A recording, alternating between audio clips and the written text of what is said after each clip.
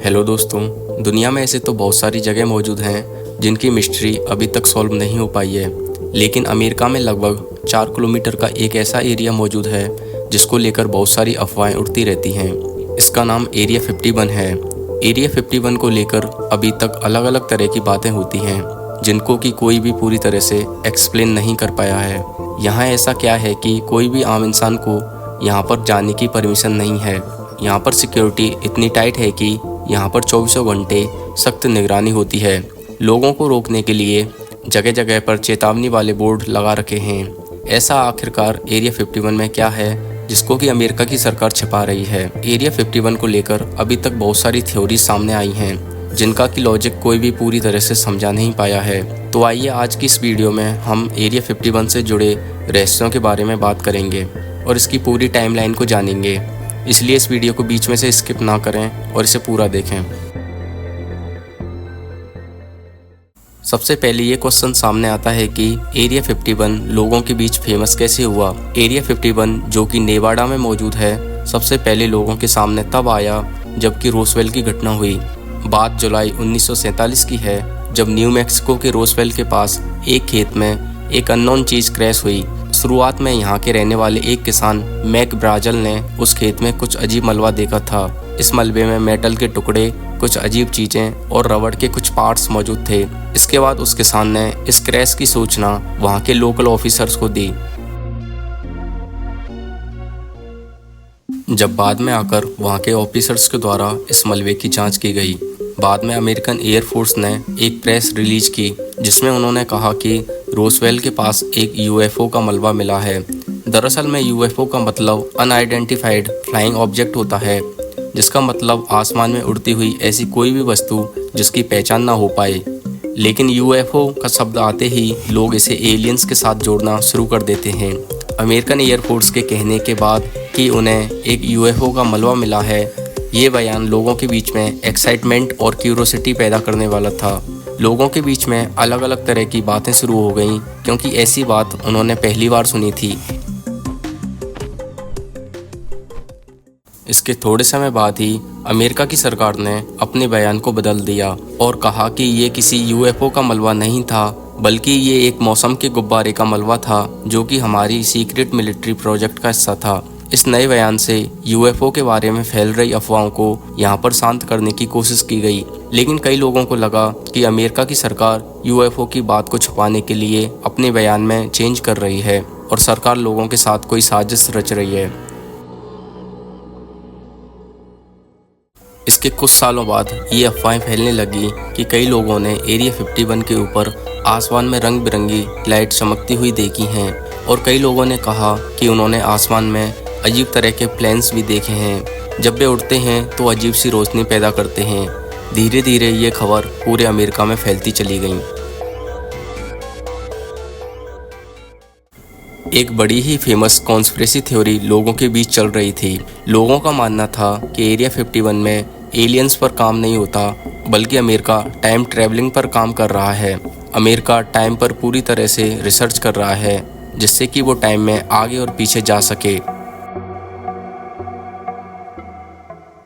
एक theory Neil Armstrong से जुड़ी हुई सामने आ रही थी। हम जानते हैं कि नील आर्मस्ट्रॉन्ग जिन्होंने कि चंद्रमा पर पहला कदम रखा था, लेकिन कुछ लोगों का मानना था कि नील आर्मस्ट्रॉन्ग कभी भी चंद्रमा पर गए ही नहीं और ना ही उन्होंने चंद्रमा पर कोई कदम रखा था। लोगों का मानना था कि इसी एरिया 51 में चंद्रमा का सेट तैयार करके फ़ोटो ली गई थी और इन्हीं फ़ोटोज़ को पूरी दुनिया में फैलाया गया था। इस रोजवेल की घटना के बाद यूएफओ के लिए लोगों का इंटरेस्ट और बढ़ गया। इसके बाद एरिया 51 को यूएफओ के साथ लिंक किए जाने लगा। वैसे तो सरकार ये कहती है कि एरिया 51 एक आर्मी का सीक्रेट बेस है जिसमें कि सीक्रेट हथियारों पर काम चलता है, लेकिन लोगों को विश्वास नहीं हुआ। लोग कहने लगे कि जो यूएफओ क्रैश हुआ था उस यूएफओ में एलियंस मौजूद थे। ज्यादातर एलियंस मारे गए, लेकिन उनमें से एक एलियन जिंदा बच गया। यूएफओ और एलियंस के ऊपर रिसर्च करने के लिए अमेरिका की सरकार ने एरिया 51 को चुना और इसे हाईली सीक्रेट रखा। ये सारी थ्योरीज लोगों के बीच में चल रही थी। इस तरह से एरिया 51 की अफवाहों की शुरुआत हुई। एलियंस और यूएफओस वाली अफवाहों ने एक साथ आग तब पकड़ ली जब 1989 में बॉब लजार नाम के आदमी ने एक टीवी चैनल पर अपना इंटरव्यू दिया था। बॉब लजार ने दावा किया था कि एरिया 51 में एक S4 नाम की सीक्रेट जगह है जहां पर अमेरिका की साइंटिस्ट एलियंस के साथ साथ यूएफओस की रिवर्स इंजीनियरिंग पर काम करते हैं। लजार ने बताया कि अमेरिका की सरकार के पास एलियंस की टेक्नोलॉजी है जिसे वो पूरी दुनिया से छिपाकर रख रही है। लजार का कहना था कि उसे प्रोपल्सन सिस्टम को समझने और उसकी टेक्निक को रिवर्स इंजीनियरिंग करने के लिए चुना गया था। उसने दावा किया कि एलियंस की टेक्नोलॉजी इतनी एडवांस थी कि उसे इंसान आसानी से नहीं समझ सकता था। लजार का कहना था कि यूएफओ में इस्तेमाल की गई ऊर्जा का सोर्स एलिमेंट 115 था जो उस समय ज्ञात भी नहीं था। लजार ने मीडिया को कुछ तस्वीरें दिखाई थीं। ये तस्वीरें एलियंस के पोस्टमार्टम की थीं। कुछ तस्वीरों में ऑटोप्सी रिपोर्ट भी दिखाई दे रही थी। लजार के इतने कहने के बाद वापस से एरिया 51 की अफवाहों को एक नई एनर्जी मिली। हालांकि लजार के इन दावों को लेकर कई विवाद खड़े हो गए। कई वैज्ञानिकों और सरकारी अधिकारियों ने उनकी ग्रेजुएशन और दावों को लेकर कई सवाल उठाए। कई लोग मानते थे कि लजार ने सिर्फ पब्लिसिटी पाने के लिए ऐसा कहा, जबकि कुछ लोग उनकी बातों को सच मानते थे।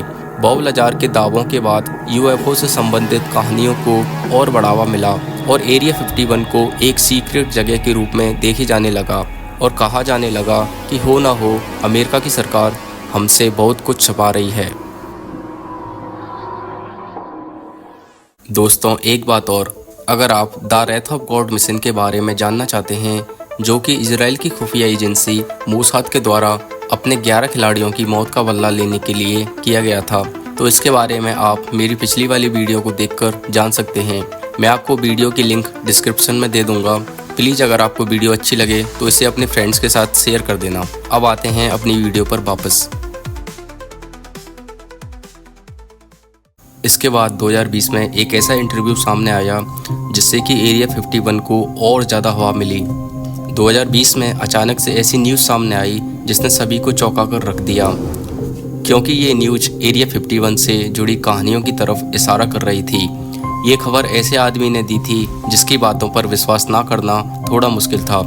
2020 में इजराइल के स्पेस सिक्योरिटी प्रोग्राम के पूर्व प्रमुख हाइम एसेड ने एक इंटरव्यू के दौरान कई चौंकाने वाले दावे किए। उन्होंने कहा कि न केवल एलियंस हैं, अमेरिका और इजराइल की सरकारें उनके साथ कांटेक्ट में हैं। उन्होंने कहा कि एलियंस का एक गैलेक्टिक फेडरेशन है जो इंसानों के साथ कांटेक्ट में रहता है, लेकिन इन सरकारों ने इसके बारे में आम लोगों को कभी भी कुछ नहीं बताया क्योंकि मानवता इस सच्चाई के लिए तैयार नहीं है। हालांकि एसेड ने सीधे तौर पर एरिया 51 के बारे में कोई जानकारी नहीं दी, लेकिन उनके बयान सीधे एरिया 51 की तरफ इशारा कर रहे थे। उनके बयानों से इशारा मिला कि एरिया 51 में सरकार और एलियंस मिलकर रिसर्च कर रहे हैं। उन्होंने यहाँ तक कहा कि एलियंस ने इजराइल और अमेरिका की सरकार के साथ समझौते भी किए हैं ताकि इंसानों और एलियंस के बीच कांटेक्ट को धीरे धीरे बताया जा सके।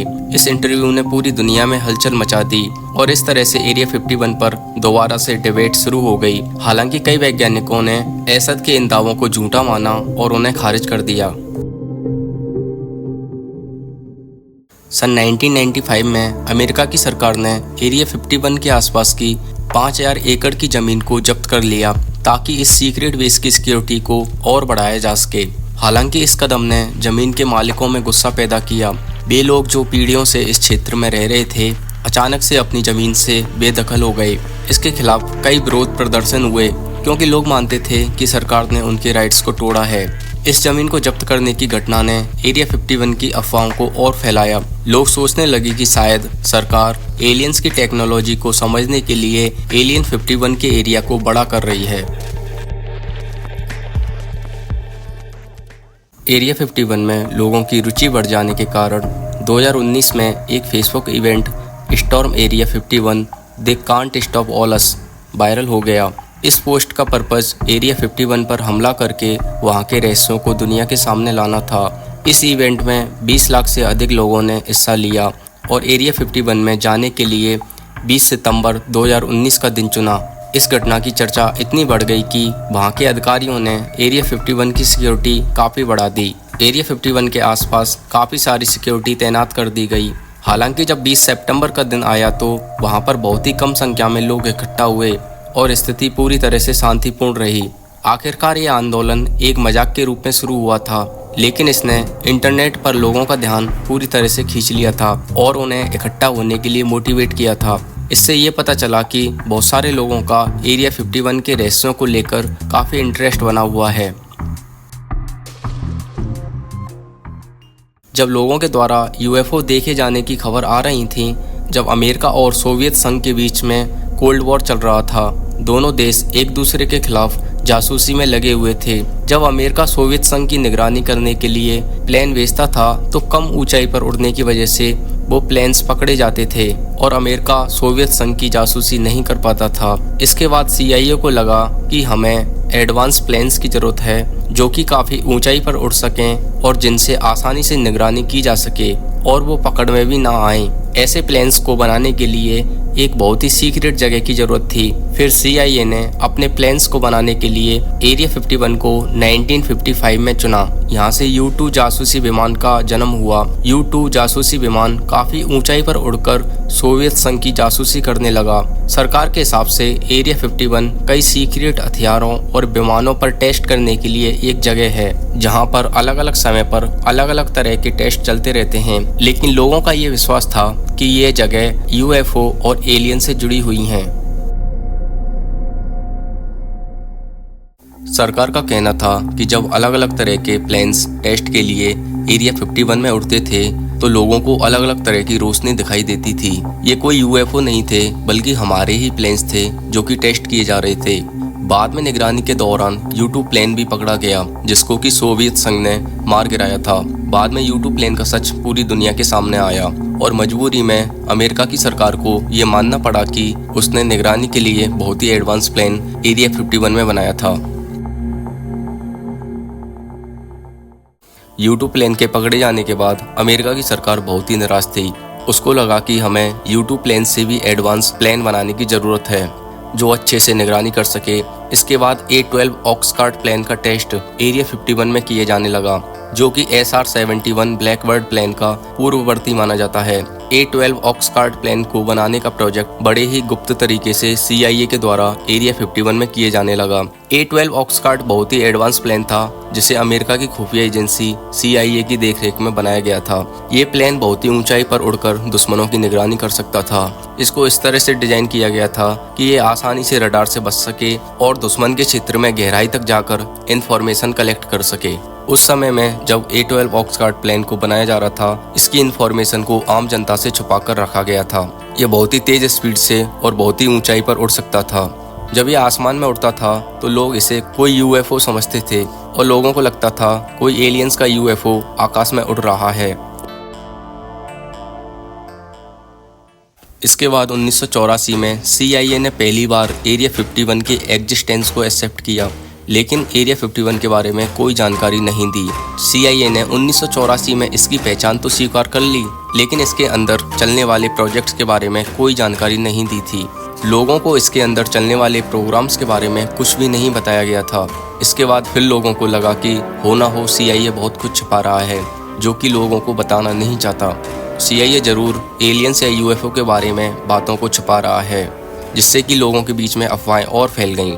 CIA ने साफ तौर पर कहा कि एरिया 51 में एलियन या UFO जैसे प्रोजेक्ट्स पर काम नहीं चल रहा है और बताया कि एरिया 51 में अलग अलग तरह के प्लेन्स की टेस्टिंग होती है, इसलिए यहाँ लोगों को अलग अलग तरह की रोशनी दिखाई देती है। फिर इसके बाद 1966 से 1975 के बीच में अमेरिकन एयरफोर्स ने एरिया 51 में D-21 ड्रोन और अन्य निगरानी रखने वाले प्लेन्स पर टेस्ट किया। D-21 ड्रोन को खुफिया जानकारी इकट्ठा करने के लिए डिजाइन किया गया था। ये एक सुपरसोनिक ह्यूमन लेस प्लेन था जिसे SR-71 ब्लैकबर्ड जैसे एडवांस प्लेन के साथ यूज करने के लिए तैयार किया गया था। जब ये ड्रोन्स और अन्य प्लेन्स जब निगरानी के लिए उड़ान भरते थे तो उनकी अजीब सी डिजाइन, हाई स्पीड और ज़्यादा ऊंचाई पर उड़ने के कारण बहुत सारे लोगों को समझ में नहीं आता था कि आसमान में क्या उड़ रहा है और लोग इन्हें UFO समझने लगते थे। इन सभी प्लेन्स, ड्रोन्स और अन्य प्रोजेक्ट्स के चलते ही लोगों के बीच में UFO की घटनाओं की अफवाहें तेजी से फैलने लगी थीं। 1994 में अमेरिका की एयरफोर्स ने कुछ सीक्रेट डॉक्यूमेंट को पब्लिक के सामने रिलीज कर दिया, जिसमें उन्होंने एक्सेप्ट किया कि एरिया 51 का इस्तेमाल प्लेन्स के टेस्ट के लिए किया गया था, जिसमें कि U-2 और SR-71 ब्लैकबर्ड जैसे प्लेन्स शामिल थे। इन प्लेन्स का यूज कोल्ड वार के समय जासूसी और निगरानी के लिए किया जाता था। इन प्लेन्स के डेवलपमेंट और यूज को सीक्रेट रखने के लिए ही एरिया 51 का यूज किया गया, ताकि उनकी टेक्नोलॉजी दुश्मनों तक ना पहुंचे। हालांकि एयरफोर्स ने भी यह साफ तौर पर मना कर दिया कि एरिया 51 के अंदर किसी भी UFO या एलियन पर कोई काम नहीं चलता है। इसके बाद 2007 में भी CIA ने कोल्ड वॉर के दौरान गुप्त जासूसी विमानों से जुड़े डॉक्यूमेंट को पब्लिक के सामने दिखाया। इन डॉक्यूमेंट से पता चला कि 1950 और 1960 के दशक में कई अननोन प्लेन्स यानी कि UFO के दावे इन प्रोजेक्ट से जुड़े हुए थे। 2007 में इन डॉक्यूमेंट्स के रिलीज होने के बाद यह क्लियर हुआ कि कई UFO देखे जाने के मामले दरअसल में CIA के सीक्रेट प्रोजेक्ट के हिस्सा थे।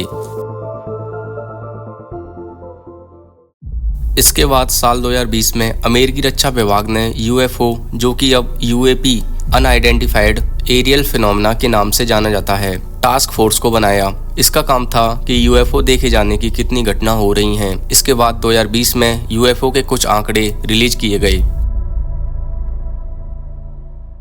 पहली बार एरिया 51 को लेकर एक PIL दाखिल हुई थी।